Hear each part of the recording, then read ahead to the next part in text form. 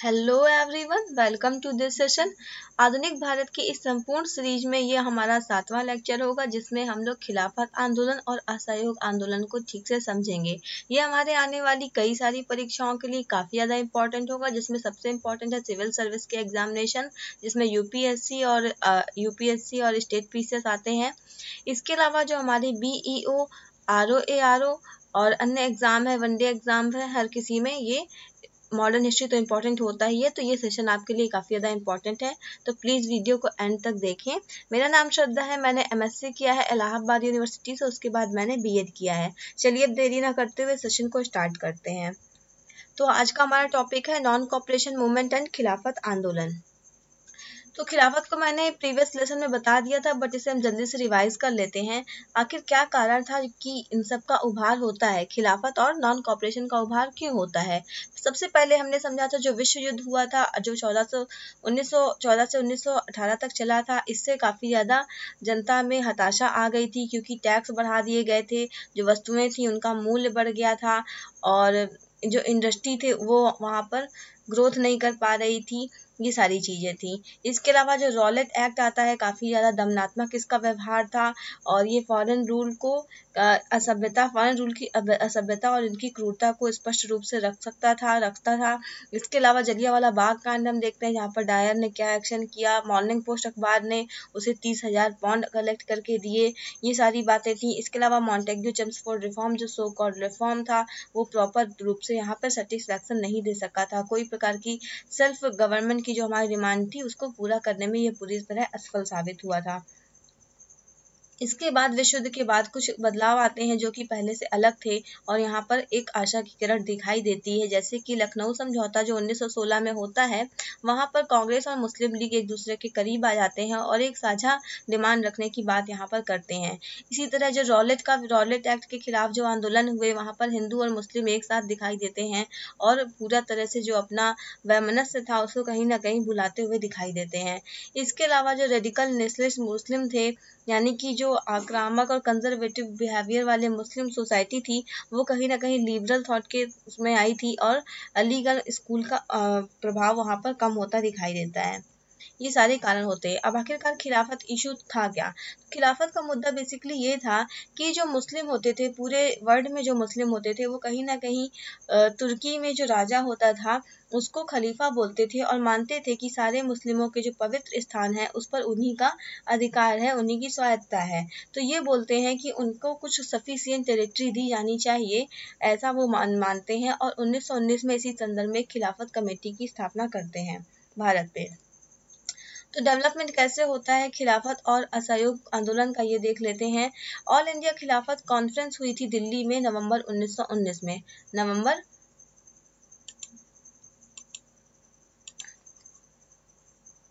नवंबर 1919 में all India खिलाफत कांग्रेस की स्थापना दिल्ली में होती है।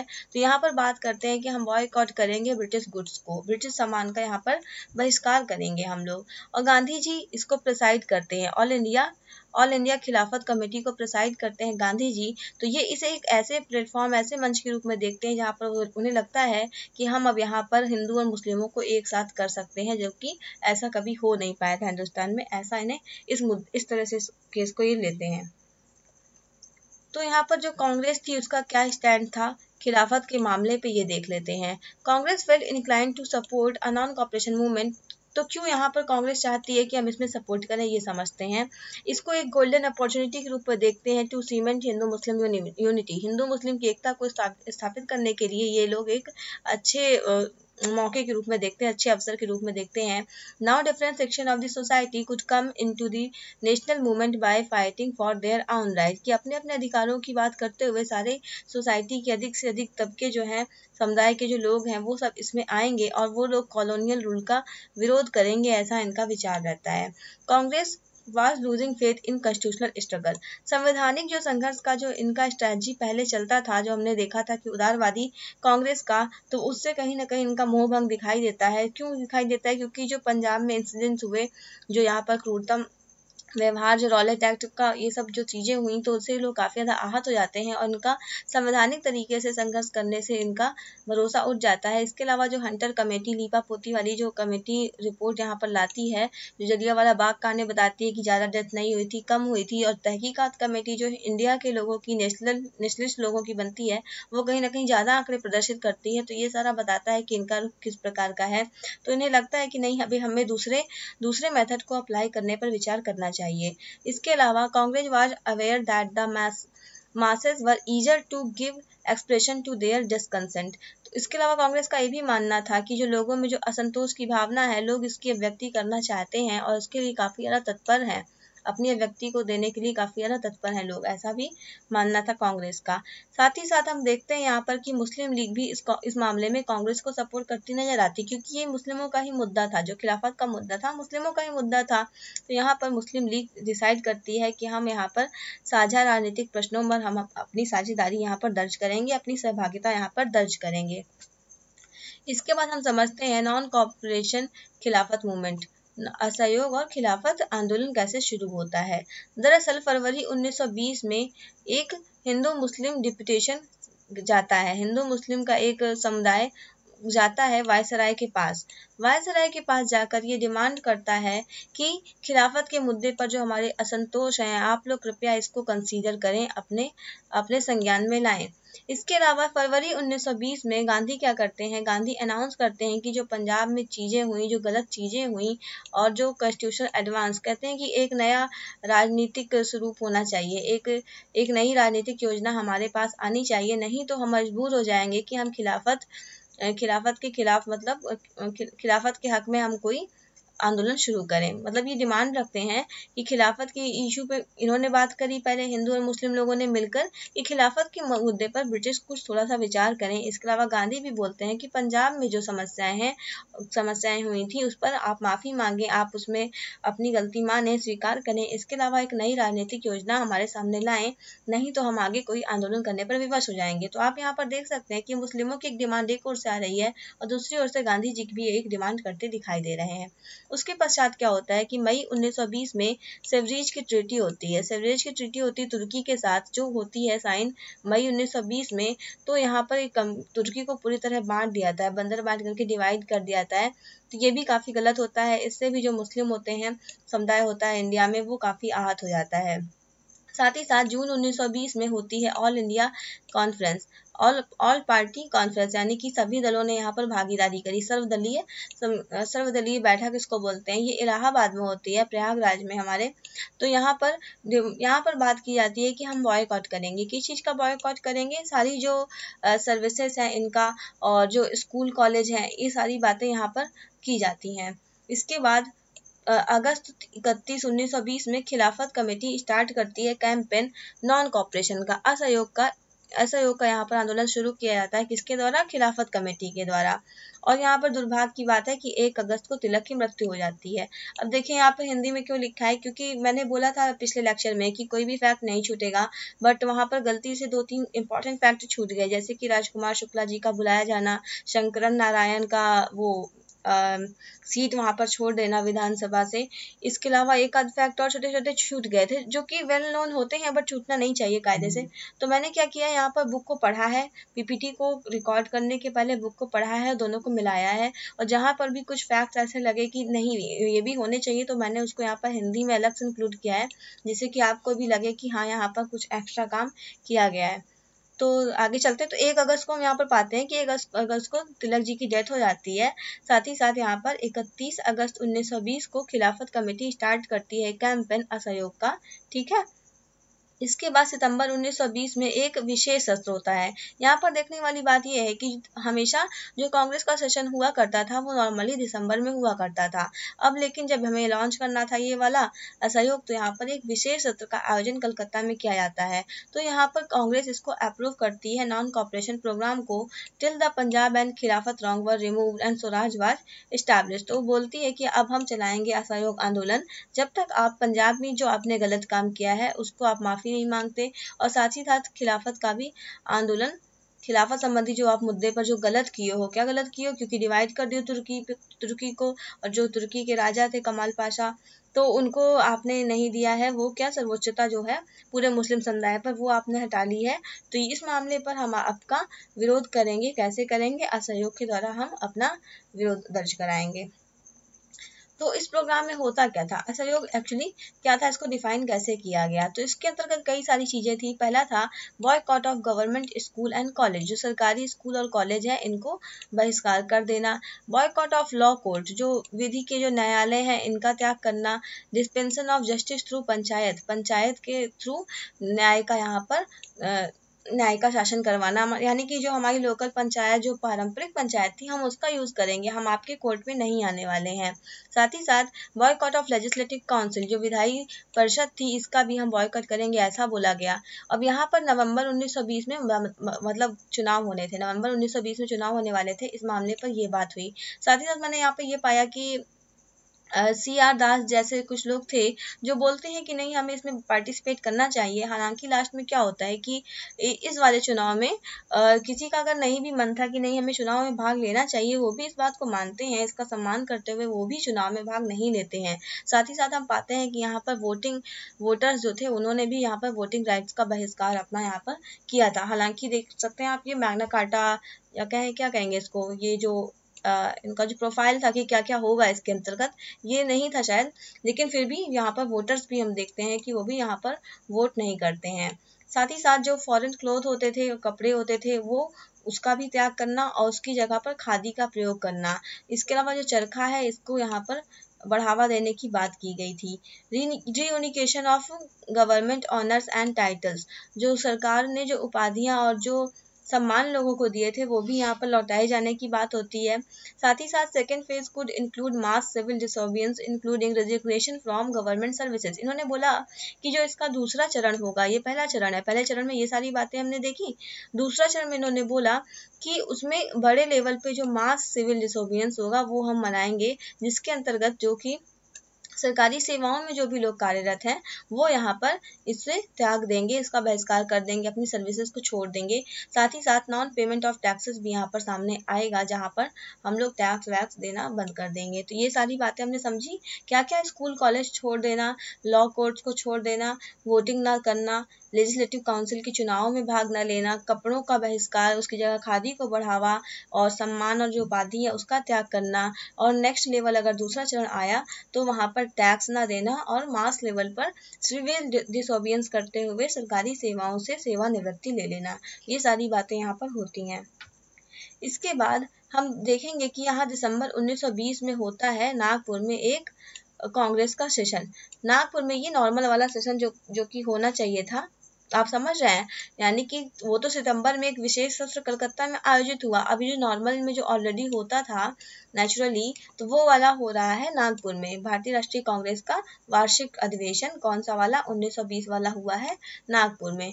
तो यहाँ पर असहयोग की बात की जाती है, इसको पूरा तरह से अनुमोदन कर दिया था, एक तरीके से इंडोर्स मतलब अनुमोदन करना। अब यहाँ पर एक इम्पॉर्टेंट चेंज आता है कि कांग्रेस की डिमांड में ये क्या आता है कि अब ये सेल्फ गवर्नमेंट यानी कि स्वशासन की जगह ये स्वराज मांगते हैं। और यहाँ पर जो इनका वे ऑफ मेथड है, यानी कि जो इनका मेथड है कि हम किस प्रकार से इसे प्राप्त करेंगे, तो वो भी यहाँ पर बदल जाता है। क्यों? क्योंकि पहले इनका मेथड होता था कॉन्स्टिट्यूशनल मीन्स, संवैधानिक तरीके से।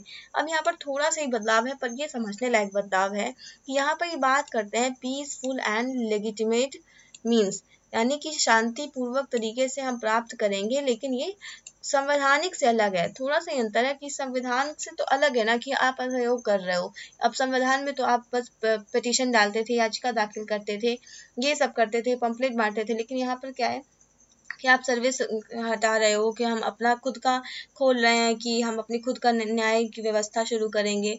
तो ये सारी चीजें तो यहाँ पर एक शांतिपूर्ण तरीके से ये है, बट ये संवैधानिक पूरी तरह से नहीं है। तो ये यहाँ पर समझने वाली बात है। Thus committing itself to an extra constitutional mass struggle. तो यहाँ पर हम देखते हैं कि संवैधानिक तरीके से अलग स्तर पर एक मास के लेवल पर यहाँ पे स्ट्रगल देखने को मिलता है। ये हो गया।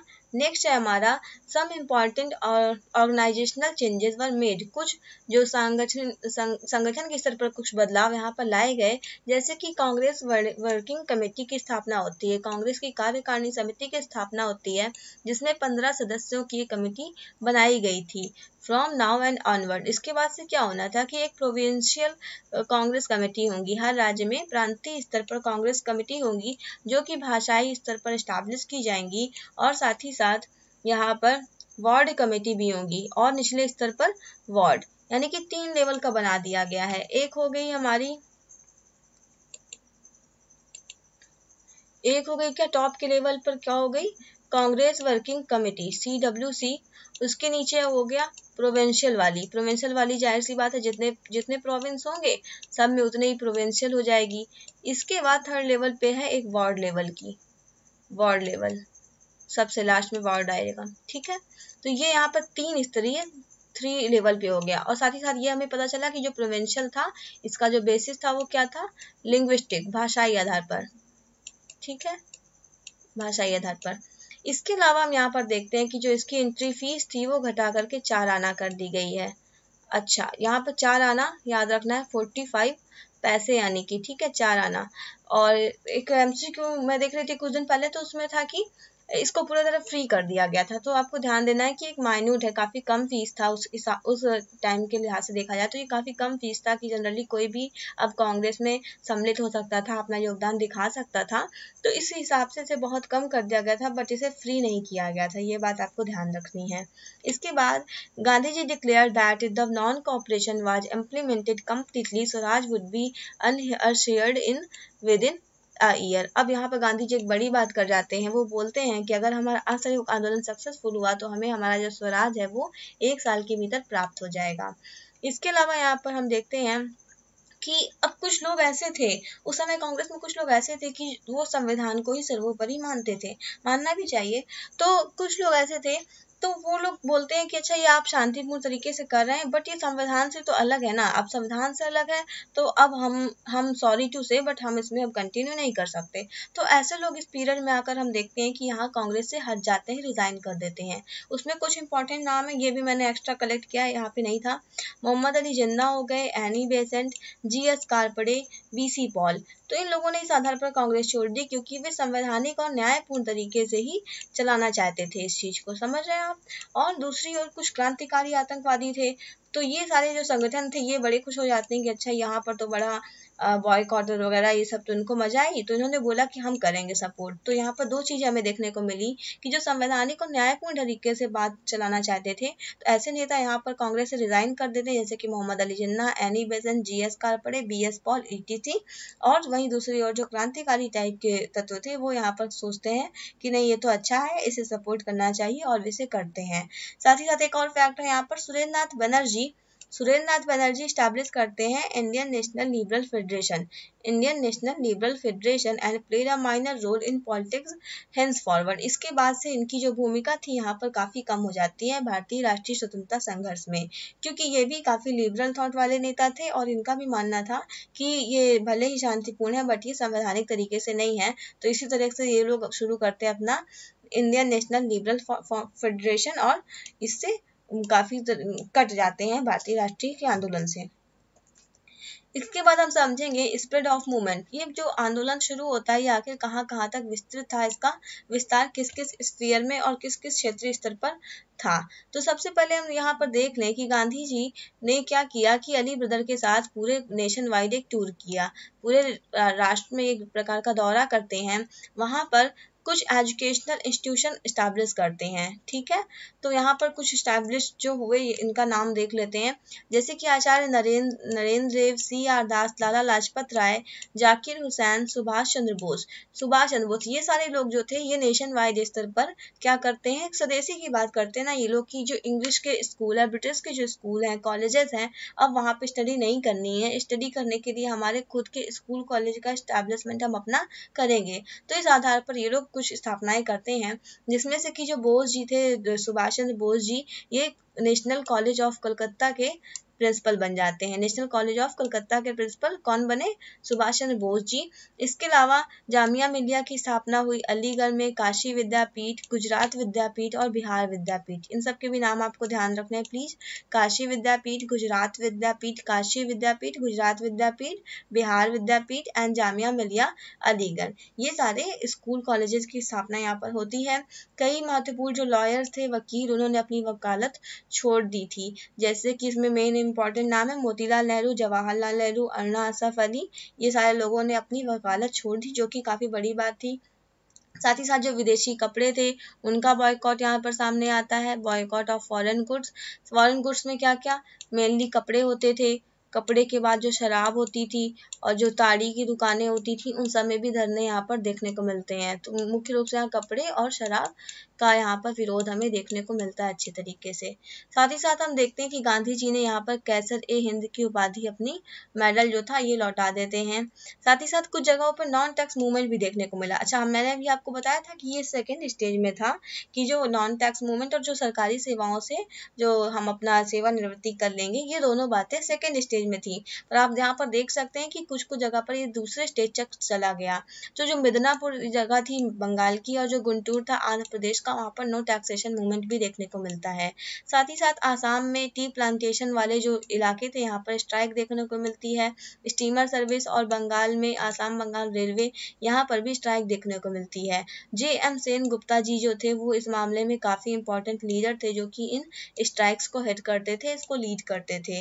साथ ही साथ नवंबर 1921 में प्रिंस ऑफ वेल्स यहाँ पर आते हैं। प्रिंस ऑफ वेल्स यहाँ पर विजिट करते हैं इंडिया में, और इससे भी स्ट्राइक्स और ज़्यादा बढ़ जाती हैं। इनवाइटेड स्ट्राइक्स एंड डिमॉन्स्ट्रेशन, तो यहाँ पर हड़ताल और प्रदर्शन की संख्या काफ़ी बढ़ जाती है। The spirit of defiance and unrest gave rise to many local struggle such as Awadh Kisan movement UP, Eka movement in UP, Moplah विद्रोह मालाबार में, और Sikh agitation for the removal of mahant in Punjab. तो यहाँ पर हमें देखने को मिलता है कि जब प्रिंस ऑफ वेल्स यहाँ पर आते हैं तो कई प्रकार के और उभार यहाँ पे हमें देखने को मिलते हैं, जिसके अंतर्गत कई क्षेत्रीय स्तर के आंदोलन भड़कते दिखाई देते हैं, जैसे कि अवध का किसान मूवमेंट जो कि यूपी में था, एका अवध और यूपी अवध और एका जो किसान मूवमेंट है वो यूपी में हो रहा है। मोपिला विद्रोह जो मालाबार केरल में हुआ था, यहाँ पर मुख्यतः क्या था, जो मुस्लिम थे वो कृषक समुदाय मुस्लिम था, और जो जमींदार था वो नॉर्मली हिंदू होता था। तो जो मुस्लिम कृषकों का हिंदू जमींदारों के विरुद्ध यहाँ पर एक संघर्ष यहाँ पर देखने को मिलता है। साथ ही साथ महंत जो थे पंजाब में, इन्हें भी हटाने के लिए यहाँ पर सिखों का विद्रोह देखने को मिलता है। तो ये सारी बातें यहाँ पर हो गई, फिर से जल्दी से रिवाइज कर लेते हैं। यहाँ पर क्या है, सबसे मेन है कि यहाँ पर जो एजुकेशनल इंस्टीट्यूट हैं वहाँ पर हम अपने इंस्टीट्यूट की स्थापना करेंगे। काशी विद्यापीठ, गुजरात विद्यापीठ, जामिया मिलिया अलीगढ़ का, ये सारी स्थापनाएं हुई। वकीलों ने अपनी वकालत छोड़ दी। विदेशी कपड़े जैसे कि कपड़े और शराब और अन्य विदेशी वस्तुओं का यहाँ पर परित्याग किया गया। कैसर हिंद की उपाधि छोड़ दे रहे हैं Gandhi ji. Non taxation movement चलाया गया है मिदनापुर बंगाल और गुंटूर आंध्र प्रदेश में।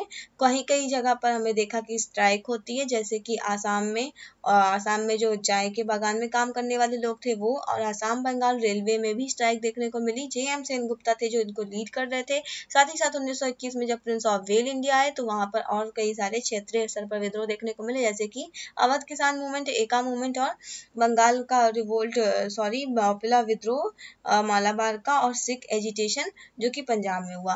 तो ये सारी बातें यहाँ पर हो गई। अब देखते हैं हम लोग यहाँ पर जो पीपल थे उनका रिस्पॉन्स क्या था, जो जनता थी उसका क्या रुख था, कितनी जनता ने यहाँ पर भागीदारी करी, ये समझते हैं। सबसे पहली बात, जो मिडिल क्लास के जो पीपल थे, इन्होंने शुरुआत में थोड़ी बहुत भागीदारी करी, लेकिन ये थोड़ा सा संदिग्ध तरीके से इसको देखते थे। इन्हें लगता था गांधी जी पता नहीं क्या चाहते हैं। ये मतलब एक तरीके से ये होता है ना कि असहयोग से रिजल्ट क्या आएगा, इससे हो क्या जाएगा, तमाम प्रकार के प्रश्नवाचक चिन्ह लोगों के मन में थे। तो यहाँ पर जितनी ज्यादा भागीदारी की उम्मीद की जा रही थी, यहाँ पर इसकी थोड़ी सी कम रही थी। तो they showed a lot of reservation about Gandhi ji programme, थोड़ा सा इन्हें डाउट होता था। बिजनेस क्लास था, जो औद्योगिक वर्ग था, ये थोड़ा सा शंकित होता है, लेकिन यहाँ पर ये जब देखता है कि यहाँ पर जो बॉयकॉट हो रहा है, समझ रहे हैं आप, विदेशी वस्तुओं का बॉयकॉट होगा और स्वदेशी की बात होगी तो हमारा ही तो प्रोडक्ट बिकेगा, हमारी ही तो मिलों में काम अच्छा होगा। तो ये सोचते हुए ये यहाँ पर एम्फेसिस करते हैं कि चलो ठीक है स्वदेशी है तो हम यहाँ पर सपोर्ट करें। तो यहाँ पर सपोर्ट हमें देखने को मिलता है जो भारतीय बिजनेसमैन थे उनके द्वारा। अब यहाँ पर देखते हैं जो कृषक समुदाय था वो अच्छे तरीके से यहाँ पर भागीदारी करता है। स्टूडेंट्स बहुत ज़्यादा एक्टिव होते हैं और यहाँ पर आंदोलन को बढ़ाने में अच्छी खासी भूमिका निभाते हैं, अपनी पढ़ाई छोड़ देते हैं ब्रिटिश के कॉलेजेस में।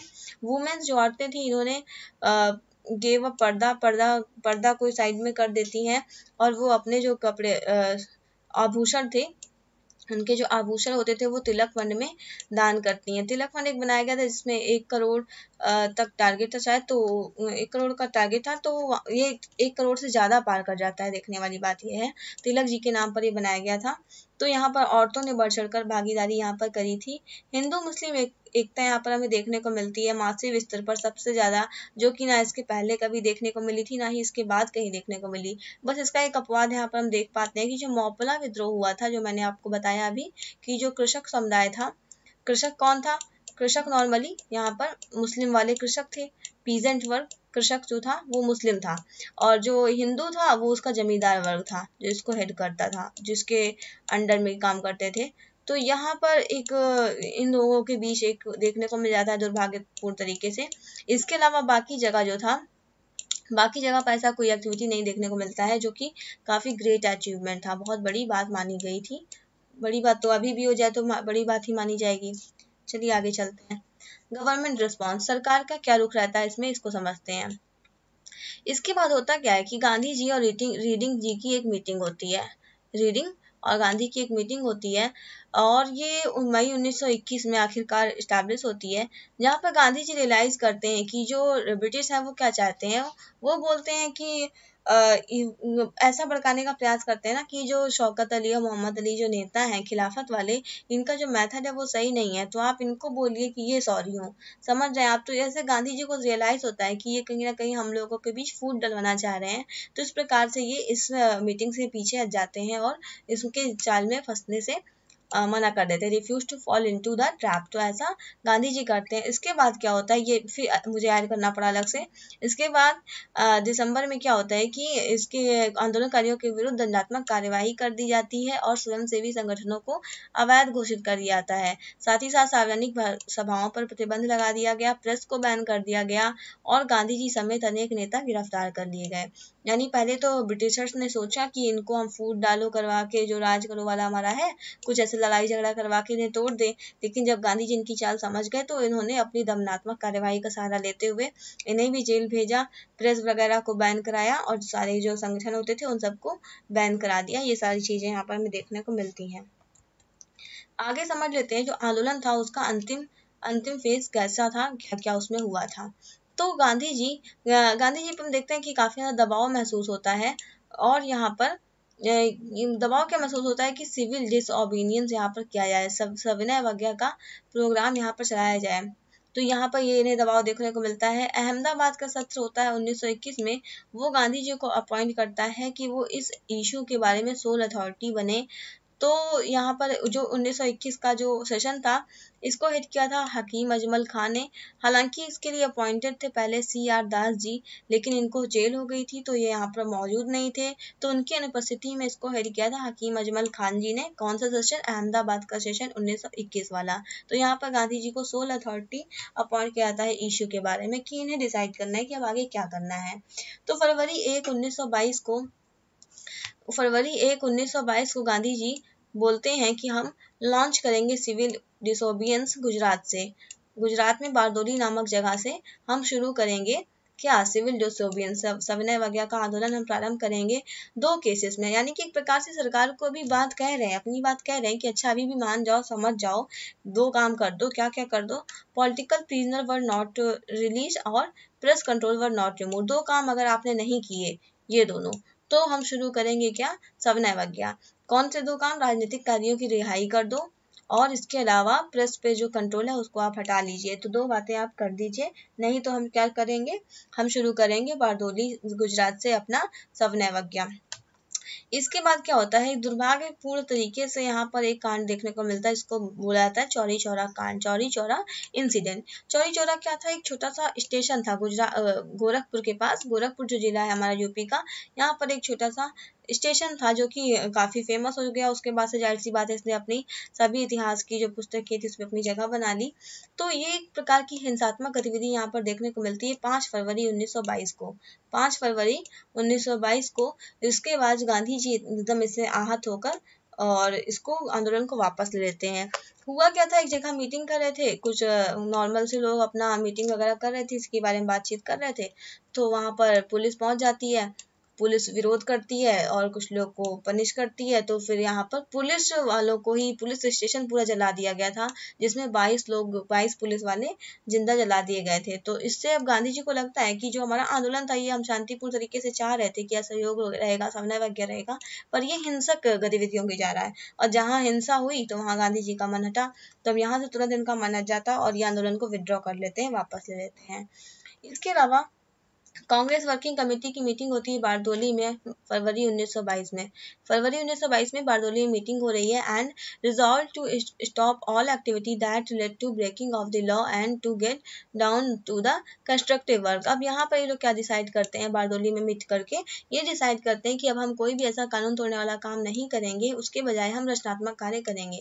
रचनात्मक कार्य के अंतर्गत क्या क्या होता था, जैसे कि चरखा से जो सूत काटना है वो हो गया, और जो हरिजन जो समुदाय है उनकी सेवा करना, और कौशल विकास वाले काम करना, लोगों को में स्किल देना, इस टाइप के रचनात्मक कार्य, लोगों में सद्भावना पैदा करना, ये सारे काम होते थे रचनात्मक कार्य। तो इन्होंने बोला कि अब कोई लॉ तोड़ने वाला काम नहीं किया जाएगा, बल्कि हम लोग रचनात्मक कार्यों में जुटेंगे। मार्च 1922 में गांधी जी को हालांकि अरेस्ट कर लिया गया और इनको 6 साल की सजा सुना दी गई। अब यहाँ पर 6 साल की जब इन्हें सजा होती है तो इनकी एक स्पीच काफी फेमस है। तो यहाँ पर बोलते हैं कि मैं यहाँ पर इसलिए हूँ क्योंकि मैं यहाँ पर खुशी से शेयरफुली हाईएस्ट पेनल्टी मैं लेना चाहता हूँ जो मैंने ये हिंसा हुई, एक प्रकार से बोलते हैं कि जो यहाँ पे हिंसा हुई तो मैं हर्ष रूप से स्वीकार करता हूँ, और ये हाईएस्ट ड्यूटी है किसी भी सिटीजन की, किसी भी नागरिक का ये परम कर्तव्य है कि ऐसी स्थिति में वो अपनी सजा को इस मामले में प्राप्त करे। तो ऐसा एक यहाँ पर स्टेटमेंट भी यहाँ पर ये कोर्ट में देते हैं जो काफी इंपॉर्टेंट है। आगे समझते हैं।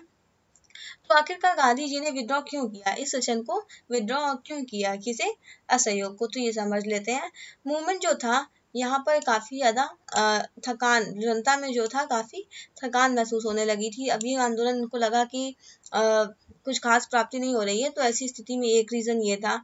इसके अलावा जो तुर्की था यहाँ पर कमाल पाशा के अधीन, तो ये यहाँ पर पॉलिटिकल पावर यहाँ पर बदल जाती है। तुर्की मतलब कमाल पाशा को जो थे ये धर्मनिरपेक्ष राज्य से घोषित कर दिया था दरअसल, और यहाँ पे जो जनता थी तुर्की के राजा कमाल पाशा, इनके अधीन यहाँ पर एक विद्रोह होता है। उसके बाद इसको धर्मनिरपेक्ष राज्य घोषित कर दिया जाता है, और आखिरकार 1924 में जो क्या था कि खिलाफत को ही अबॉलिश कर दिया जाता है कि अब कोई खिलाफत नहीं रहेगी, धर्मनिरपेक्ष राज्य होगा। इसके बाद यहाँ पर काफी लिबरल थॉट लाए जाते हैं, जिसमें फीमेल जो होती थी इनको प्रॉपर कई सारे अधिकार दिए गए, तमाम चीजें यहाँ पर परिवर्तन देखने को मिलते हैं। तो अब ये वाला जो मुद्दा था, खिलाफत वाला जो इशू था जिससे ये ऑरिजिनेट हुआ था, वही पूरा मुद्दा ही इररिलेवेंट हो जाता है, अप्रासंगिक हो जाता है। ऐसी स्थिति में एक कारण ये हो गया, और जो जनता, जो इनका मानना था गांधी जी का कि संघर्ष विराम, ऐसे बोलते ना कि संघर्ष संघर्ष संघर्ष, उसके बाद विराम विराम विराम, फिर संघर्ष संघर्ष संघर्ष, ऐसा कुछ बोलते थे। तो इनका मानना था कि जनता की जो बलिदान करने की शक्ति है वो काफी सीमित है, और उसे लगातार हम चलाया नहीं जा सकता कि लगातार संघर्ष संघर्ष संघर्ष चलता रहे। तो इनका ऐसा मानना था, तो यहाँ पर इसीलिए आंदोलन को वापस लेते दिखाई देते हैं।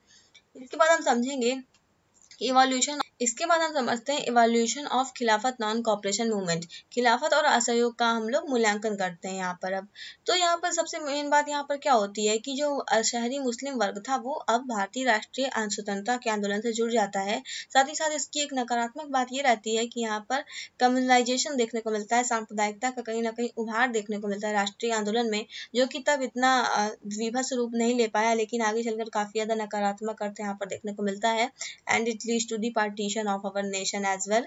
साथ ही साथ यहाँ पर नॉन कॉपरेशन मूवमेंट जो था, तो यहाँ पर जो राष्ट्रवादियों के जो सेंटीमेंट थे वो उभर कर सामने आते हैं, और इतना व्यापक रूप से सामने आते हैं कि एवरी नूक एंड कॉर्नर, राष्ट्र का जो एक एक कोना कतरा था, हर जगह तक राष्ट्रवादी आंदोलन की जो महक थी वो पहुंच जाती है एक प्रकार से, और सभी के सभी इससे जुड़ते हैं। और जो राजनीतिक शिक्षण था, एक प्रकार से राजनीतिक जागरूकता की जो आवश्यकता थी, एवरी स्टेटा, हर एक वर्ग में जन समुदाय के जनसंख्या के हर एक समुदाय को, तो वो यहाँ पर देखने को मिलता है। सारी जनता राजनीतिक रूप से शिक्षित होने का यहाँ पर काम होता है।